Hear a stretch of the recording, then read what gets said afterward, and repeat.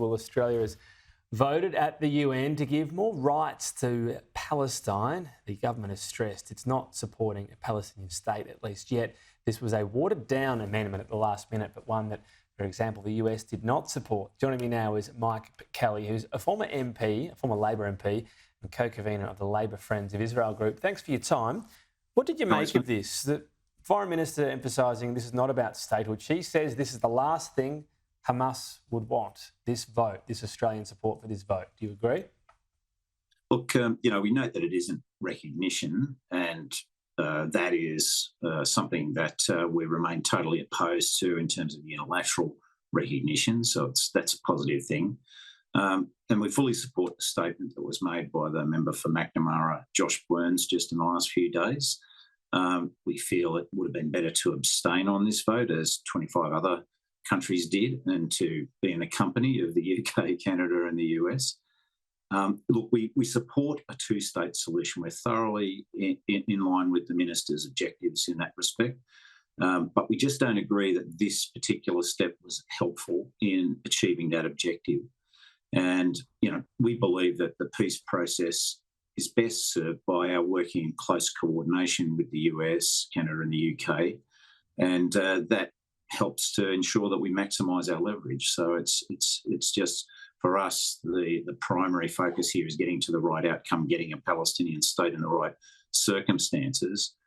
But we do think the timing of this announcement was particularly disappointing and unfortunate, because it's not contingent on the release of the hostages, which should be one of the primary immediate short-term focuses of the government and the international community.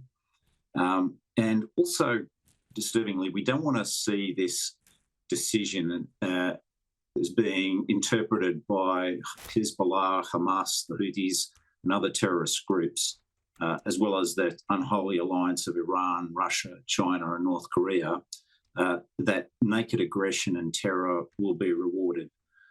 We have to really deeply understand the nature of the geopolitical context of this in terms of the manipulation of the West by that unholy alliance, but also the nature of Hamas and how they are seeing this decision and the encouragement and comfort they get from it to continue in pursuing their naked aggression. I mean, They launched a war of aggression, and Israel is defending itself, and we need to continue to understand that.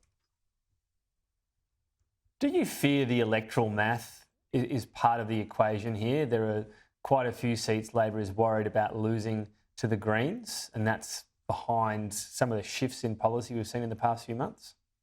Look, we completely support the minister's statements about the Greens' behaviour on this issue. It's shameless. They've always just tried to make a living out of cannibalising Labor, but the extremes to which they're going in this situation, just completely reiterating and perpetuating the Hamas propaganda, and continuing to defy, the actual interpretation of the International Court of Justice ruling that there was no plausible genocide, as the former president of the court just recently confirmed. This is being very disingenuous and feeding into that misinformation campaign that's being run on this. So we completely support her statements on that. And we also note, the Socialist Alliance movement trying to subvert the union movement through this as a wedge issue.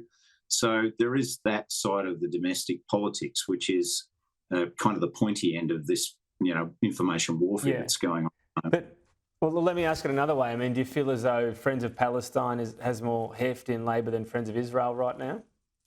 No, I don't really agree with that. I think what we're seeing is there's been a very vocal being mob out there, as we saw in Malmo just recently. Doesn't reflect the broader public opinion in Australia as much as it didn't reflect in the Eurovision Song Contest, the broader public opinion. People are concerned about Islamist extremism, and, we neglect that concern in the community at our peril.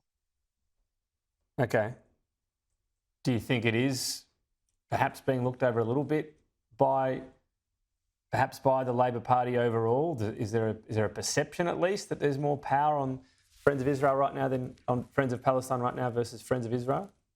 Well, I can tell you that in the Labor movement, Tom, there's a great deal of concern amongst the sensible large-scale unions that are focused on their members' wages, conditions, jobs, on cost of living, on affordable housing, and don't want to see, a waste of focus on that for people whose job it is to actually pursue those objectives.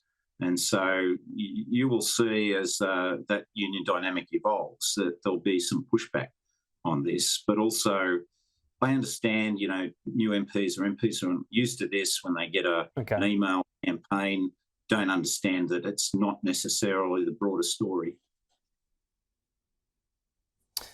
Mike Kelly, appreciate your time today. Thank you. No worries, mate. Good to see you.